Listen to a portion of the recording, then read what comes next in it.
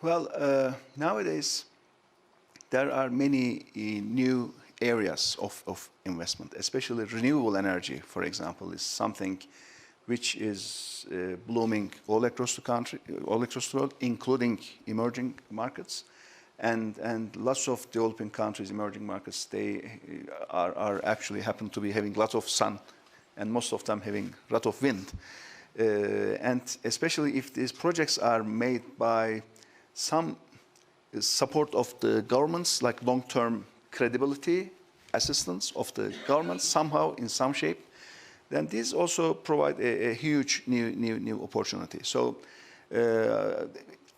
yes, the deglobalization is a reality, but when we look at the investments as long-term investments, not just short-term in and out, short-term opportunity, but long-term investments, then overall, the growth rate of the developing countries will be higher than the developed countries. So if the countries are chosen in a wise way, if you don't put all the eggs in one basket but diversify enough, so in the long term, on average, the investments in the developing world will have higher returns than the investments in the developed world. So that's, I think, very important for long-term view. Of course, there will be ups and downs. Emerging markets means risks. It means volatility. It means political instability from time to time, and it's in the very nature of it. But then, when you have that long-term vision, it's a win-win outcome.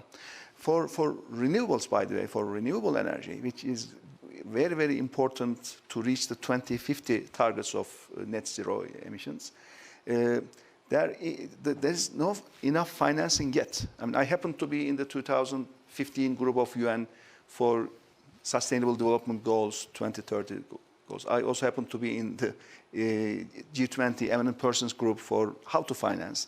But still, to reach the 2030 goals, the Sustainable Development Goals, the money is not there, and it is underinvested.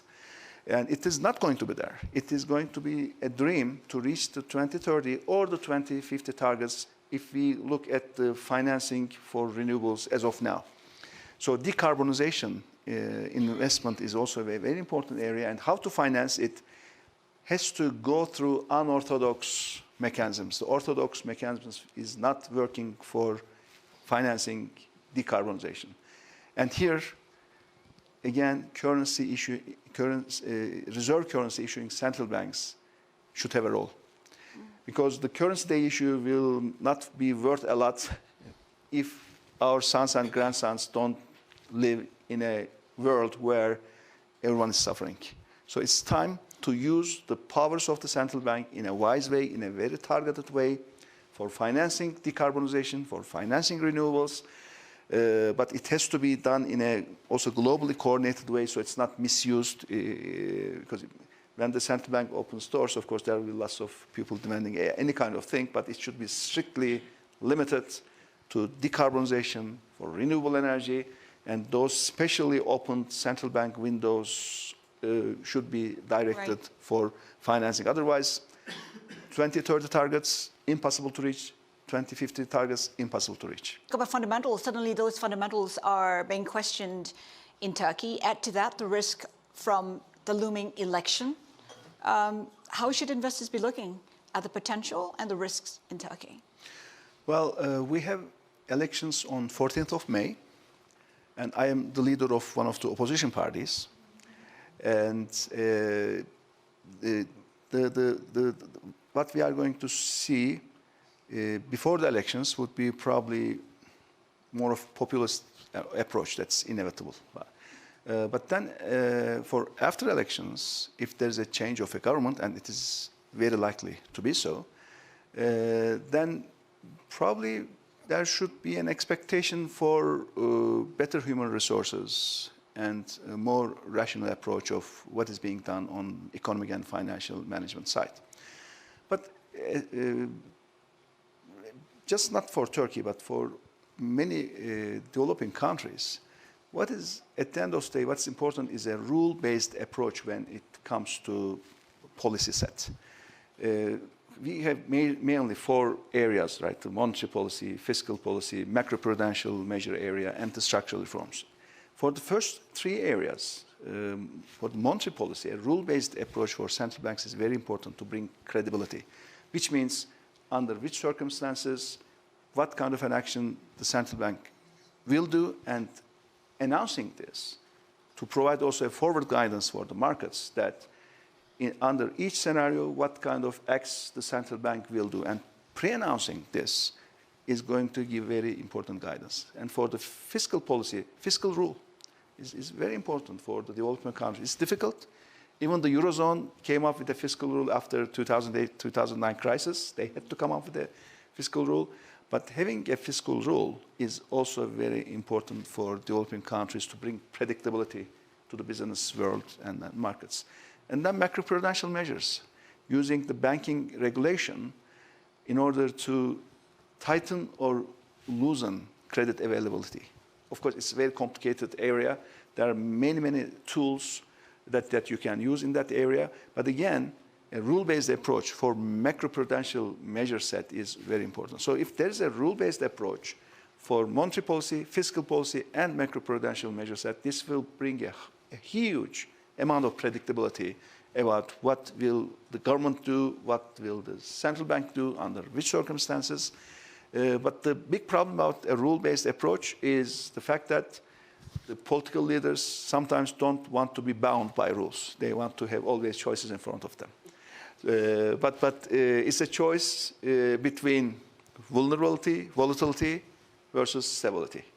Yes, it limits the choices, but at the end of the day, it benefits the country.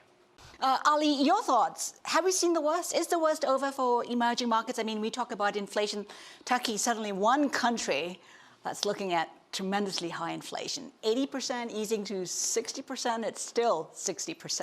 Well, when we look at the last 20 years, there has been two periods of boost about the size of the balance sheets of the currency issuing central banks. The first boost was in 2008-2009 crisis, and the second boost of the balance sheets were in the pandemics during the COVID crisis, so to say. And so much liquidity at such a low price was not a sustainable thing. And finally, it hit the inflation, and central banks did the inevitable. I think it was important for the central banks to preemptively provide liquidity, because the pandemic could have made a huge impact in the global economy. So it was mostly prevented. But now it's time to just keeping acts together and normalize the things. Of course, this does have spillover effects to the emerging markets, developing countries. There could be future spillback effects to the developed world also. Of course, the emerging markets, developed countries, have to be very, very careful about what they are doing. For us, the monetary policy have been too loose for such a long time, and negative interest rates was too big. So that did have an additional impact on our domestic inflation. But then these are all reversible things. I mean, like former crisis, previous crisis, if the governments and the central banks take wise actions, inflation is not a dragon which you cannot fight with or something like that. You can deal with this.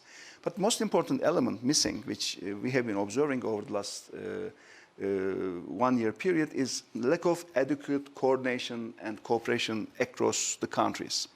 And G20 here is very much underutilized. G20 is a setup where 2/3 of the world population is represented, 75% of world trade is represented, and 85% of the global GDP is represented.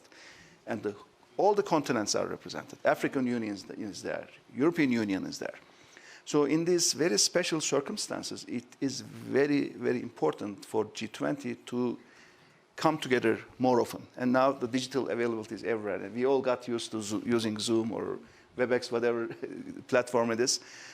So G20 should meet more often to coordinate policies across the countries, so that the reserve currency issuing central banks don't think that it is their only country or it is just the Eurozone, but it is the whole global village that we are living in. So more policy coordination is a must. And for the problems about Turkey, these are all easy to solve. It just takes just good human resources, rational decisions to do it, and I believe that these could be fixed very soon. And Turkish economy also showed that there is the underlying resilience going on. Although we had lots of geopolitical issues, we are highly dependent on oil and gas imports. We happen to be in the middle of every single moving things across our neighborhood, but still on top of all these, the underlying resiliency is there. With better decisions, better actions, better being connected to the rest of the world, these are issues that can be overcome easily.